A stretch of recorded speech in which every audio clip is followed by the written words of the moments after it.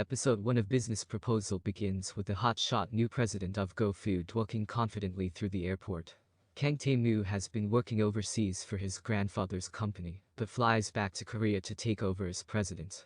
Tae-moo is meant to give an inaugural address to company employees. He sends in his place his chief secretary, Cha Sung-hoon. This upsets his grandfather, Chairman Kang Da-gu. GoFood researcher Shin Ha-rai finds Tae-moo's absence at the meeting amusing. It's her birthday, and she receives a message from her crush, Lee Min-woo, about meeting her at his restaurant that night.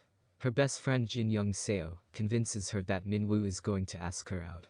But Ha-rai's hopes are crushed when he gives her concert tickets and says that she could take a man with her. Da-gu goes to his grandson's house to inform him of a special project he has for him. He wants to see Tae-moo with a wife, so he arranged 20 blind dates for him with women from the elite business world. Tae-moo immediately rejects the idea. However, Da-gu convinces him by faking poor health and conceding to Tae-moo's wish to fire employee Mr. Park. That night at her family's restaurant, Ha-rai and the neighboring store owner get into an altercation. She accidentally injures him and breaks his store sign. Now she has to come up with a large sum to cover the damages. The next day, Ha-rai gets lunch with Young-seo.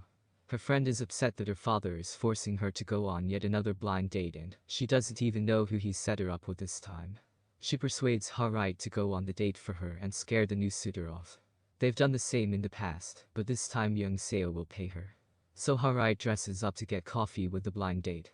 It shocks her to discover that she's dating none other than the president of her own company.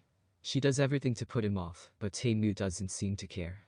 Still, she's fairly convinced that she's intimidated him sufficiently by the end of the date.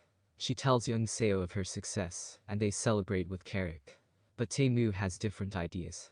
To avoid dates with 20 other women, he decides to marry Young-seo.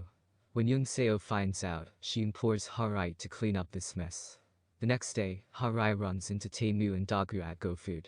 She keeps her back turned to them at all times, but Tae-moo catches sight of her ID and learns her name. He doesn't realize that she was the woman posing as Young-seo, but he does recognize her name. Ha-rai was the employee responsible for Bucket List Fish, a proposal he really admired.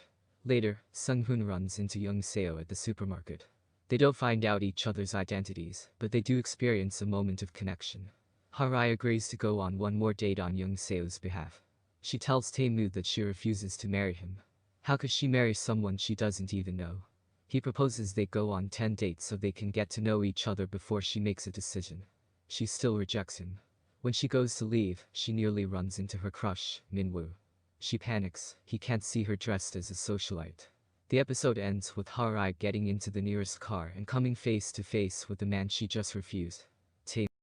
This rom-com is based on a webtoon called The Office Blind Date, and traits of the original format shine through in many of the K-drama's stylistic choices, from its general melodrama to the sprinkling of animations throughout.